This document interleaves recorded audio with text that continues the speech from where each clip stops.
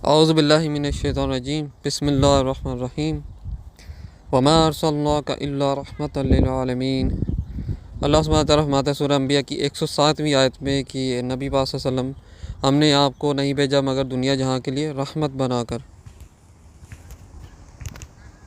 جیسا کہ ایک اور صورت میں سورہ توبہ کے اندر اللہ تعالیٰ نے فرمایا کہ جب تم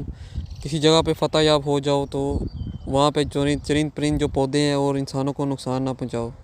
تو بقرہ عید یعنی قربانی والی عید پہ، عید الاضحیٰ پہ جب ہم قربانی کریں تو اس میں کچھ باتوں کا خیال رکھنا چاہیے۔ نمبر 1، رسول اللہ صلی اللہ علیہ وسلم نے فرمایا کہ حلال کمائی سے جو عبادت کی جائے وہ قبول ہوتی ہے، نہ کہ حرام والی سے۔ حرام کمائی سے نہ عبادت قبول ہوتی ہے نہ قربانی۔ نمبر 2، نبی پاک صلی اللہ علیہ وسلم نے فرمایا کہ جانور کو دو موتیں نہ دو، یعنی اگر جانور کے سامنے دوسرے جانور کو ذبح کیا جائے یا اس کے سامنے چھریاں تیز کی جائیں تو وہ جانور پریشان ہوتا ہے۔ اور اس کے ساتھ یہ بھی فرمایا کہ ایسی چھری کو خریدو جو جانور کے لیے آسانی پیدا کرے، یعنی تیز دھار ہو اور تلوار کی طرح ہو نہ کہ آری کی طرح ہو۔ تیسرا کہ جب جانور کو خرید لیا جائے تو اس کا خیال رکھا جائے، جو کہ قرآن میں اللہ تعالیٰ نے کافی جگہ پہ نشانیاں بتائی ہیں کہ جانور کا خیال رکھو، اس پہ سواری نہ کرو، اس کو گھماؤ نہ، اس کی بھوک پیاس کا خیال رکھو۔ اور جب جانور خریدو تو وہ صحت مند ہو، اس کی عمر پوری ہو، اور جو انتخاب نبی پاک صلی اللہ علیہ وسلم میں ہمارا اللہ تعالیٰ نے کیا وہی جانور خریدو، یعنی دمبا، بکرا، گائے، کیمل، اونٹ وغیرہ۔ اور رسول اللہ صلی اللہ علیہ وسلم نے فرمایا کہ جو قربانی عید نماز پڑھنے سے پہلے کر لے وہ اس کی قربانی قبول نہیں ہوتی اور اس کو دوبارہ کرنی پڑے گی، یعنی عید نماز پڑھنے کے بعد اس کو دوبارہ قربانی کرنی پڑے گی۔ جانور کو جب قربانی والی جگہ پہ جب لے کر آیا جائے تو اس کو گھسیٹو نہ اس کو چھریاں دکھاؤ، بلکہ اللہ تعالیٰ کی تکبیرات پڑھنی چاہیے۔ اور جو قصائی ہے وہ مسلمان ہو، اگر مسلمان نہیں ملتا تو جو قربانی کریں وہ ہر حال میں چاہے مسلمان ہو یا نہ ہو، قصائی ان کا فرض ہے تکبیرات پڑھیں، اللہ تعالیٰ کا حمد و ثنا کرے، تاکہ جانور جو ہے وہ سکینت میں آ جائے اور گوشت وہ حلال ہو جائے۔ جب جانور کے سامنے اگر چھری وغیرہ ذبح کرے یا ایک جانور کے سامنے دوسرے کو ذبح کیا جائے تو آج کی سائنس کہتی ہے جب جانور سٹریس میں ہوگا، جب وہ پریشان ہوتا ہے تو اس کا جو خون ہے وہ اس کے اندر ہی رہے گا، سارا خون باہر نہیں آئے گا۔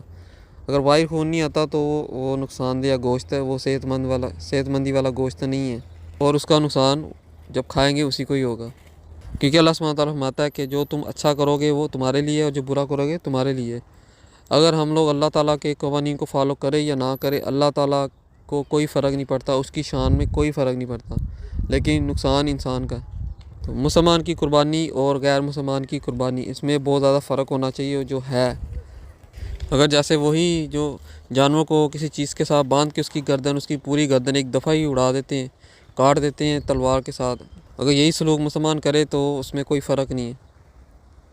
وہ بلی چڑھاتے ہیں بتوں کے لیے، لیکن ہم لوگ قربانی دیتے ہیں اللہ کے لیے، جو طریقہ کار ہے اس کے مطابق۔ مثال کے طور پر اگر نماز پڑھیں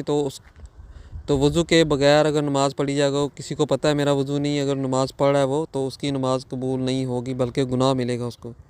اسی طرح قربانی کے وقت اگر ہم ان باتوں کا خیال نہ رکھیں، اس پر پورا عمل نہ کریں جو رسول اللہ صلی اللہ علیہ وسلم نے سکھایا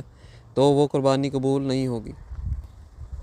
اگر اجر ملا تو بہت زیادہ کم ملے گا اس کا۔ تو جو انسان اپنے آپ کو بہتر سمجھتے جانوروں سے تو ان کو یہ بات ذہن میں رکھنی چاہیے کہ بنی اسرائیل میں سورہ بقرہ میں جو واقعہ ہے کلیئر، اس میں ایک گروپ نے جب اللہ تعالیٰ کی نافرمانی کی، جب اللہ تعالیٰ نے فرمایا کہ تم ہفتے کے دن مچھلی نہیں پکڑنی، جب انہوں نے پکڑی اللہ تعالیٰ نے ان کو مہلت دی، باز نہ آئے تو اللہ تعالیٰ نے فرمایا کہ تم بھی اب بندر بن جاؤ،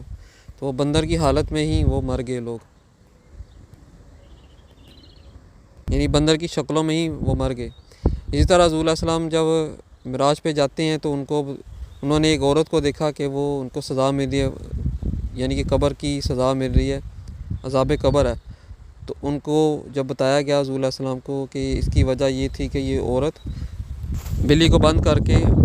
چلی گئی اور بلی پیچھے مر گئی، یعنی بلی کو بھول گئی اور وہ بھوک پیاس سے مر گئی گھر کے اندر، کیونکہ اللہ سبحانہ تعالیٰ نے فرمایا کہ مجھ تک تم لوگوں کا نہ گوشت پہنچتا ہے بکرے کا، جانور کا، نہ ہی اس کا خون، مجھ تک پہنچتا ہے تم لوگوں کا تقویٰ۔ اگر ہم لوگ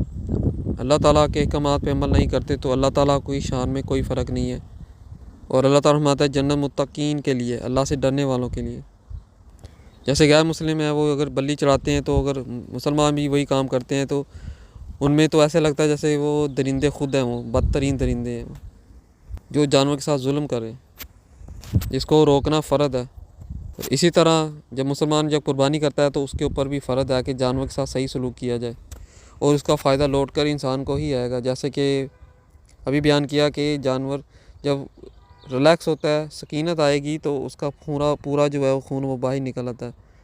اور سائنس نے بہت زیادہ اس پہ ریسرچ، سائنسدانوں نے بہت زیادہ کی ہوئی ہے ریسرچ کہ جب اللہ تعالیٰ کا نام لیا جائے، جب جانور سکینت میں آتا ہے تو اس کی ہارٹ بیٹ، اس کا جو دل کی دھڑکن ہے وہ نارمل ہوتی ہے اور اس کا پورا خون باہر نکلتا ہے اور گوشت صاف ہو جاتا ہے۔